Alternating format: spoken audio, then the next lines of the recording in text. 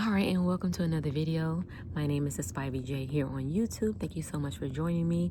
If you're interested in transforming your life, mastering your mind, and getting the fulfillment that you deserve, make sure you pause. Make sure you hit that subscribe button. I truly appreciate it. All right, so for today's video, I'm going to be talking about a comment that I received on a video that is titled, let me see, what is the title of that video? Oh, walking 10,000 steps a day changed my entire life. So really quickly in that video, I essentially talk about how, for one, I had 4 failed attempts of a challenge that I created for myself. And then my 5th one was successful, which was a 100-day challenge, 1 habit, which ended up being 2 habits. The first habit being me walking no less than 10,000 steps a day. And the second one was me drinking and hydrating myself. At first it was a gallon of water, but that was way too much for me, so at least 100 ounces. So I did that last year in 2025 for the first, January 6th to April for 100 days, and it was successful. And then I continued to stack different habits to continue on my goal of weight loss. But what I didn't know were the many benefits of just changing your life and identifying as a fit person. What I didn't realize that keeping a promise to myself, despite whether the weather was good enough or not, despite my feelings, despite what else was going on in my life, I still maintained that commitment throughout that 100 days, and my brain chemistry has forever changed. So I wanted to address the comment that I received on this video, in which the person, first off, thank you for watching, but the commenter stated how there are no benefits beyond 6,700 steps, and that the 10,000 step rule was created by the inventors of the pedometer. This is not about me arguing with someone. This is not about me. I'm not going to argue numbers. If it's medical evidence, I don't know anything about that. But what I do know is we have an obsession with doing the bare minimum in our culture, and I want to address it. And I want to hopefully speak to the person who maybe had the habit of just doing enough before and being okay with the idea that C's get degrees, when you are capable of so much more. You have so many more gifts than just doing the bare minimum all the time, because what you have to realize is it leaks out to different areas of your life. But we're gonna get there. Okay, so this is not the first time I've seen this comment, but this is the first time this comment was made on something that I created online. And so every time I saw it, I really rolled my eyes, because I was thinking, the point of the 10,000 steps has nothing to do with somebody else's medical evidence. First off, you have to remember the medical evidence based on who? Not me. I didn't sign up for anything. And then also I started imagining, and I like to make fun of stuff. I started imagining if I were to make a half a step over 6,700, my benefit, like, do your benefits go down? I'm not too sure. It just, to me, was a silly statement. But nonetheless, like I said, I'm not going that direction. I just think we're living in a culture that is obsessed with doing enough. We're obsessed with doing the minimum, and we're obsessed with asking other people who have or may be where we think we want to be, or are where we want to be, and have what we may desire. And I see so many people comment like, you have a shortcut. People are actually making money off selling their shortcuts. I get that. Everyone wants a shortcut to land, but I think with physical fitness, and you can correct me if I'm wrong or give me your 2 cents in the comments, I would truly appreciate it. But I think with physical fitness, for the most part, it's not something you can cheat. Even for my ladies or gentlemen who are using GLP-1s or GL1Ps, I'm not too sure. I don't see it as cheating, because for one, they still have to exercise, they still have to eat right. They just getting help, and medically they may need it. So more power to anybody that's improving the quality of their life. At the same time, I'm sure that by still doing the exercising and the eating right in their calorie window, they're building the discipline so that if and when they do have to stop those medications, they can still sustain their weight loss and live healthy, happy lives. And that's the goal. The goal isn't, first off, to what is it called? Oh my God, not bully. It's not bully. The goal isn't to dehumanize someone just because they're going a different route. The goal is, especially here on my channel, the goal is to uplift and to empower. The goal is to reveal the true standard. Your true standard is not the minimum, okay? And the only reason I know that is because personally, if you're anything like me, I can create a valid excuse any day, any place, anytime, on the spot, and have everyone agreeing with me. That also is the reason, so that may be the reason why I got out of a lot of things, but it's also the reason why I've stayed in kind of a box and haven't really accomplished everything that I wanted to as an adult. I accomplished a lot, yes, but not everything, because I was just like, I'm gonna do what the least I can do. I'm gonna do the least that I can do and get away with it. I still get paid, like, and it's almost like with physical fitness, you can't cheat that. And when you start working on your fitness and your wellness and your just well-being overall, the benefits don't stop there. And that's why I want to encourage everyone. This is not about weight loss. A lot of people have to gain weight to be healthy, or they need to gain weight to be at healthier weights. Some people have to lose weight to get a healthier weight. Some people need to maintain their weight to just stay where they are. But you have to do something. And in the doing and not giving yourself excuses, that's where the becoming happens, because you are embodying the identity necessary to maintain or gain what it is that you're after. In my opinion, there is a real poverty of ambition. To me, it's almost like an epidemic. There's not a lack of ability. It's not a lack of access. It's just a lack of standards, honestly. Everyone wants optimization. Everywhere you go, everyone wants something optimized. Everyone wants efficiency. Everyone wants to know how little they can do to still feel like they're winning. I understand that may work in certain areas of your life, but that mindset doesn't stop with fitness. It shows up in parenting. It shows up in your work. It shows up in your relationships. It shows up in your self-respect. And I think we have built and continue to uphold a culture where everyone gets a trophy just for participating. For example, you think about, like, one thing that used to irritate me were group projects in school. We had to do a group project, and me being a natural born leader, I would say bossy, actually. I used to just go into group projects from the jump, taking over. And then I noticed that about me. So I feel like when I got to college, I did the opposite. I was staying back. I'm like, let me see who gonna do what they're supposed to do. And it never failed. I always had to go in and save the day. Despite the fact that we were in a group project, the cited works, the papers, the presentation, everything that went into it, everyone got the same grade, even though I did 95% of the work. It was so bad. I had a hospitality marketing class at Georgia State University, and actually my professor, oh my God, Professor Weiner, what's his name? He sends out, in today's Super Bowl, he sends out a Super Bowl roundup newsletter every year. I've been signed up for his newsletter literally since 2010 when I was in college, and he was actually on the marketing team for Frito-Lay's. Dang, why can't I think of his name? I'm probably wrong as a mug. Anyways, that was a long time ago. But it was so bad in that group project. I tried my best to not be my bossy self. It was so bad. He looked at me, and he said in front of the entire class, and I did not go to no small college. I went to a university, okay? A diverse one. But he said, I'm going to give you a chance to redo the project with your group.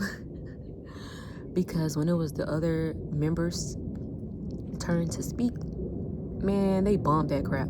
They did horrible. And my part was, my part was amazing.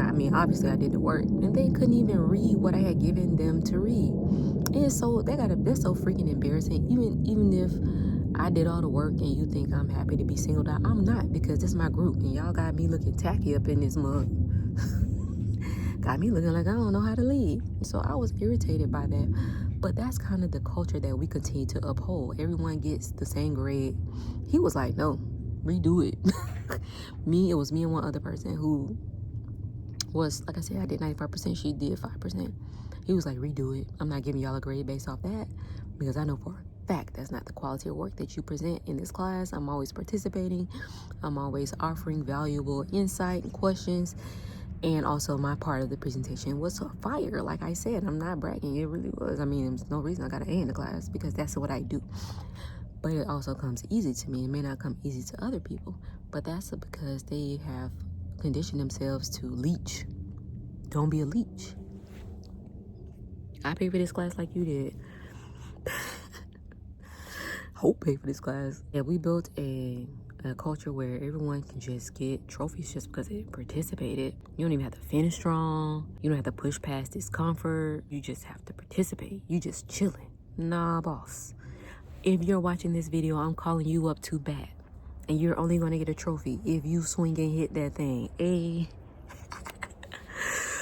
All right. I'm calling you up to bat. It's your turn. We're no longer settling for the minimal viable effort.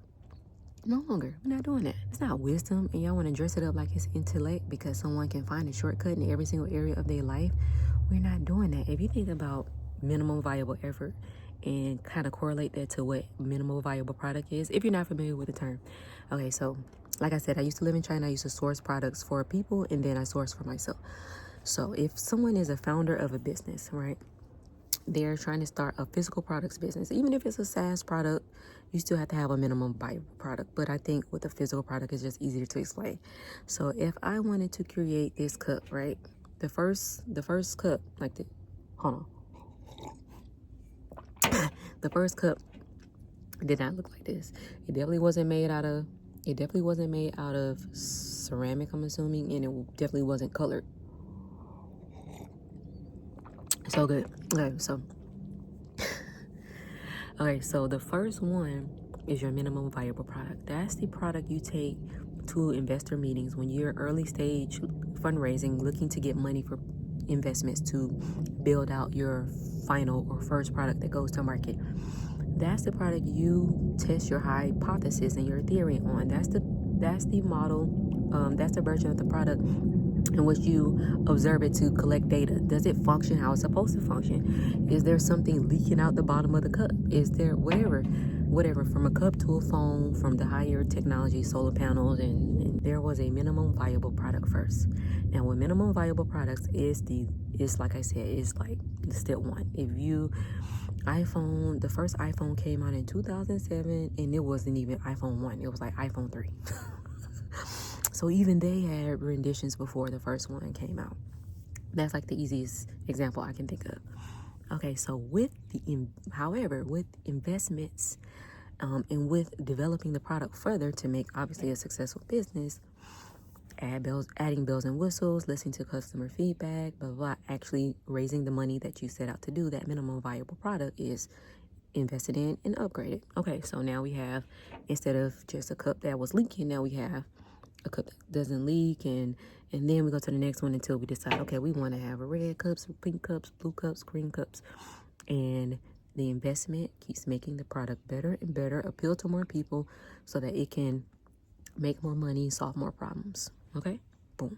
So in minimal viable effort, you're just doing the bare minimum required to start, but then you stay there. And this is where it gets dangerous. You stay there and you don't invest in yourself. You stay there mentally, you don't invest in your mind, your psychology. You don't invest in improving. You start working out. You start at 10-pound weights. 1 year later, you're still at 10-pound weights.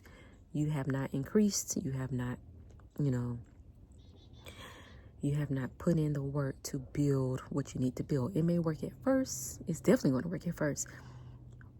But it's not going to sustain for a long period of time because you didn't invest to improve it. So basically, this mindset, minimum viable effort, is training you to stop early. It's training you to call comfort balance. It's training you to confuse convenience with sustainability. it's going to only take you so far. That mindset is only going to take you so far. So if you want to keep stopping at your minimum, then that's how far you're going to go. But if you want to go further, keep watching. I did not walk those 10,000 steps because I thought it was a magical number.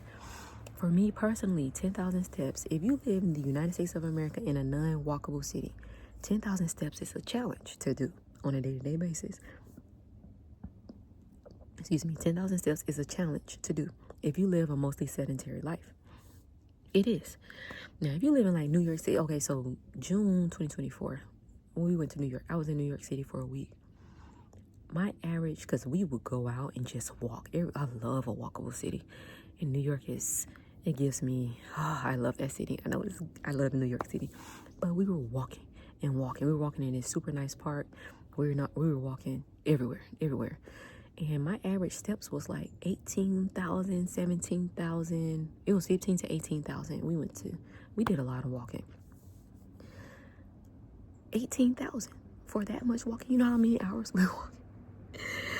Oh my goodness. And I loved it. I mean, it was a challenge. Obviously, it was just for 7 days, but my goodness, getting 10,000 steps for most people is a challenge. And you need a challenge to develop your personal character. So I walked 10,000 steps, not because it was some number based off of no benefits beyond 6,700. I did that because it was a standard that I didn't negotiate with my excuses anymore. Like I said, excuse queen over here, no more. I don't want to identify with that. I'm gonna keep that in my back pocket, in my other pants that I can't fit anymore, to only access it when I need it desperately. But for me to change and to evolve higher, I don't need that. I don't need it, and neither do you. Okay, so I want to just say, if 10,000 steps for you feels unrealistic now, and if you want to start with 6,700, first and foremost, let me say this. I want everyone to live their best life. And I personally feel like your best life, you have money, you have your health, you got your family or your loved ones, you have options, okay? That's like the basics. You got love, you give love, world peace, black power. So when I say I did 10,000 steps to change my life, and I know it's a lot of people have that as their minimum. When I say it though, I am not speaking to anyone that does not have the physical capacity, capability, ability to do it. If you're elder, if you're someone who doesn't have the best knees, or you're like extremely overweight, or whatever the case may be, first off, I commend you for even wanting to take some steps in the direction of improving the quality of your life. Second off, your number doesn't have to be what my number and everyone else's number is. Start where you are with what you have. However, always include a little bit of challenge, right? So if this is the minimum, do something just over that. So if your minimum is literally my knees will burn off at 4,000 steps, can I challenge you to do 4,500? Start off with 4,250 and then increase it every 2 weeks, where you have it successfully done it for 2 weeks, and then slowly increase it. And next thing you know, in 2 months or a month, you could be at 1,000. You could be at 1,000 more, at 5,000 steps. Guess what? That's beautiful, and I love that for you. Don't let nobody trick you out your spot. Don't let these people, these internet bullies, come and make claims that have no basis on your capabilities. First and foremost, okay? That medical evidence that individual was talking about, and I've seen echoed and they always change the inventor's nationality. Sometimes they Japanese, sometimes they Chinese, sometimes it's one guy, sometimes it's 2 guys. First off, y'all, that's 2 separate countries, okay? Respect. And 2, even if they came up with that number, I think it said in the 60s or something like that, who cares? You have your number, you have your own critical thinking capabilities, you have the wish to transform your life, then you're gonna have to do something and add challenge to it. You have to put some sauce on that thing, because if you don't, you're just gonna stay mediocre like everyone else. If you think about, a lot of people don't like people who sell courses, and they don't like people who are selling any type of product, which is crazy because we'll purchase products from large companies, but if it's a person we feel that shouldn't be respected, we have a problem with them selling a course or a digital product. By the way, I have a 100-day challenge digital product called 100 Days on You. It's a habit architecture system. It's a guide and a tracker if you're interested in leveling up your life like I did beginning 2025 and that I continue to do now in 2026. That sound like an ad. That sound like an ad at the Truman Show where they like had the ads coming in the middle of his real life. Okay, so a lot of people like have course creator hate going on. The only time I feel like that's a valid reason to not like truly care too much for the course creator if they only have ever experienced money from making courses about making money from making courses. They haven't actually done anything beyond that. But at the same time, get your coin how you need to get your coin, okay? Because somebody can still find value in that. So actually, no, I don't have a problem with it. I think it's just not the first thing you should go after. But anyways, I think the reason that those types of products and gurus or whatever, first off, don't let nobody be a guru in your life. Okay, so I digress. If you're looking to train your mind to keep going when things get uncomfortable, you're going to have to increase those weights that you are using at the gym from 10 pounds to 15 pounds incrementally. The goal is, I know a lot of people will say, especially women, will be like, oh, I'm not trying to look like a bodybuilder. Bodybuilders have a hard time looking like bodybuilders. It will almost be impossible for you to accidentally look like a bodybuilder. And the things that they go to get that body are super extreme. Okay, so we're gonna just dismiss that whole thought and premise because it is not valid. The same thing with your work. For example, me, I started this specific YouTube channel October 16th of 2025. I started off, I was just doing shorts. I was just repurposing TikToks that I had posted, and I would just put it on YouTube Shorts. And then I started by the advice of someone that I respect here on YouTube, another YouTube mentor that don't know anything about me, but I watch their stuff, have bought their course and have learned a lot. I started making weekly videos to complement my newsletter. And when I tell you I was bored because I was trying to force how I write and how I speak, I was trying to force it and it was sounding really scripted. I'm more into storytelling. I'm more into like connecting the dots. I'm more into like talking to you like we right here because I believe in you. And my newsletters go deep and we get sciencey and stuff like that. So it has what I'm talking about. It just goes deeper. And so I was cool with that, but then I was challenged, or I started getting my explore page started showing me different people who recommend posting videos every single day on YouTube. So that's where we are now. I think this is a video maybe 16. I'm not too sure, but whatever the case is, how I started is not what I'm doing now. And what I'm doing now is just scratching the surface of what my goals and my plans and projections are. That's the same in, like I said, in your fitness journey, in your work journey, and then we have relationships. If you still communicate how you communicated 20 years after you started your relationship, I'm pretty sure that relationship either doesn't exist or you just I don't know. Whatever the case is, no judgment, but if you still communicate like 16-year-old you 20 years later, here in 2026, the lack of ascension, like I don't know what to say. If you still communicate like you did when you were 16 and you 36, you got some problems. See, the birdie said we have some problems. And then with your self-respect, if you were bullied or didn't think highly of yourself, or the opposite, you thought that you were higher than other people, and now if you were bullied or you never thought highly of yourself, you still walking around with that same level of disrespect for yourself, then there's no growth, there's no transformation, there's no mindset mastery, there's no fulfilled life. And if there is, most of the time it's just external and materialistic. But internally is what we're going for. If everything you're shooting for, if all of your goals are just external goals, materialistic, impressing other people, you yourself are not doing the transforming. You yourself aren't even doing the minimal viable effort.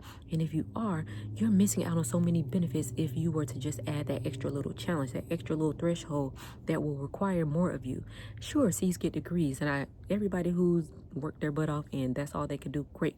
But I know that if you're watching this video, you have more in you. You have the capacity to even sit through this length of video because you're interested in learning, you're interested in growing, you're interested in transforming.